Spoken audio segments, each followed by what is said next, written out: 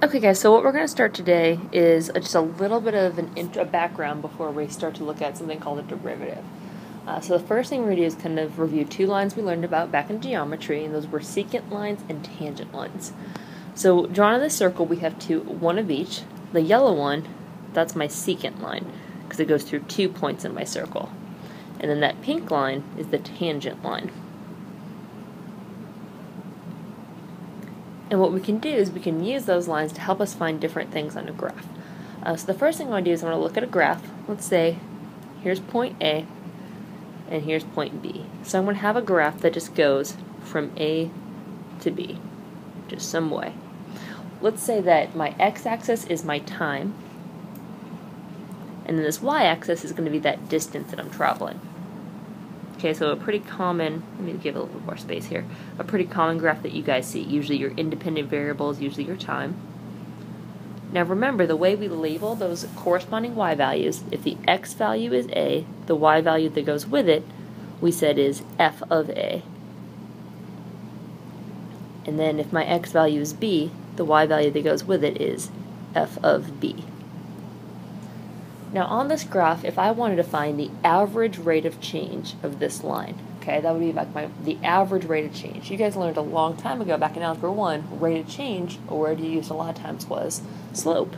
Well, what would we want to do, the easiest way to find that average change overall is really just find the slope of the line from the start to the finish. Because all I care about is the average rate of change, right? The average distance over time.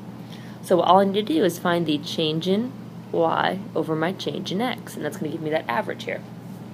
So if I take the distance that I traveled total, which is f of b minus f of a, and I can divide that by the change I'm making in the x, which is the change in time, and the change in time is a minus b. And again, we learned this is just that formula for slope, so it's really just the slope of that line, and that line right there is the secant line of that curve. Okay, because it's just going straight through. It can go through more than 1 point. So the secant line is what's going to help us find our average rate of change. So I'm going to use slope of the secant line to find that average rate of change. Now the tangent line, we're going to talk a lot more about tomorrow. So if I find the slope of the tangent line, that's actually going to give me the rate of change at a specific point. So what's called the instantaneous rate of change.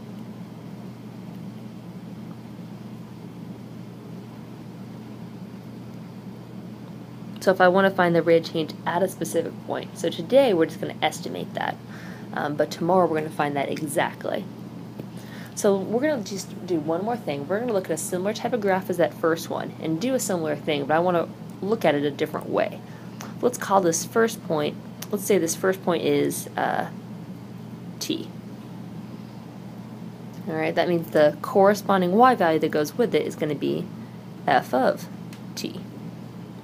And then let's say all the way up here, okay, that's going to be my other point, and I was going to have some curve like this. Well, instead of referring to this next point as some other variable, what I'm going to describe this graph instead is I'm going to tell you guys that this distance right here, because remember, this is going to be my time, I'm going to tell you just that that difference, that distance is the change in time, right? So my change in time I'm going to label as delta t.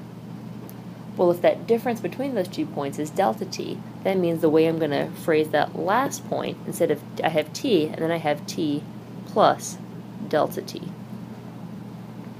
which means the y value that goes with it is going to be f of t plus delta t.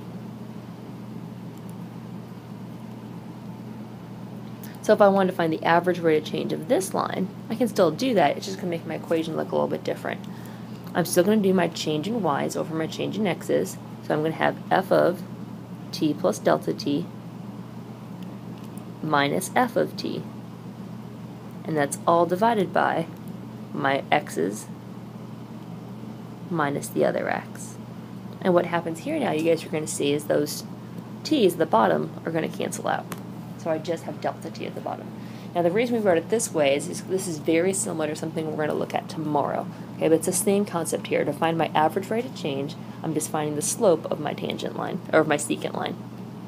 Alright, so we're going to look at two examples. on how to estimating our instantaneous and just finding my average. So I want to look at this table and I want to find the average rate of change over a certain interval on this table. So this specifically is asking for the average rate of change when t starts at 1 and ends at 3. So on this table here, the only part of my table I actually care about is right here. So let's say if this was my time and this was my distance after that time.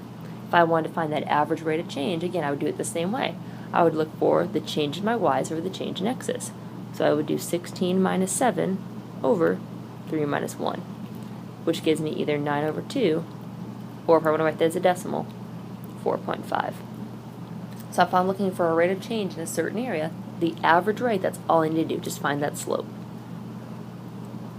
Now what I also might need to do today is I might want to find the estimate the instantaneous rate of change. Or it might say, what if I need to estimate my velocity at a specific point?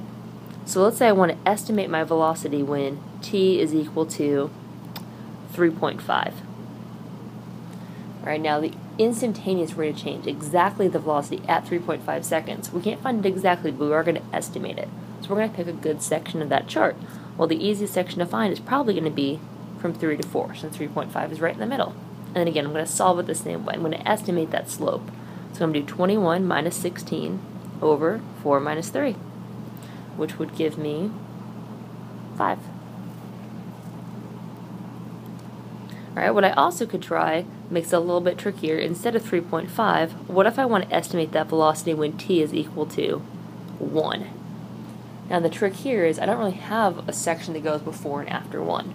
But if I start at 1, I still want to see part of this graph. I need to see some sort of a change. So I'm going to go from 1 to 2. So again, I would do 12 minus 7 over 2 minus 1 and get my answer of 5. Alright, now the last question is the same concept we've been doing, but it's going to be we're going to look at it a little bit differently because it's going to involve some more variables. So again, I want to find the average velocity on a certain function from x to x plus h. Now that x to x plus h, that's my first x and my second x. So again, in order to find the average velocity there, I'm trying to find the slope of the secant line, which means my change in y's over my change in x's. So my change in y's is going to be the corresponding y's that go with my first and second x, which I write as f of x plus h minus f of x. So that's my first y, or my second y, minus my first y. And that's divided by my first x minus, my second x minus my first x.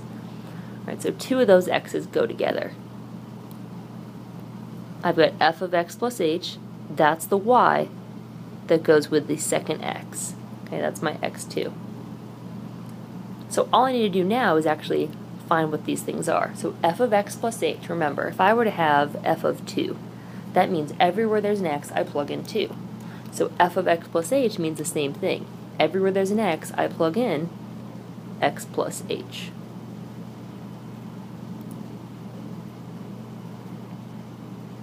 And that pink part now is f of x plus h.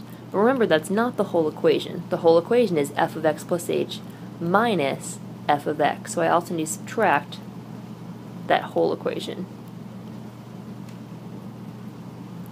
And then at the bottom, I still have x plus h minus x, which if I simplify that, it's going to work out to just h.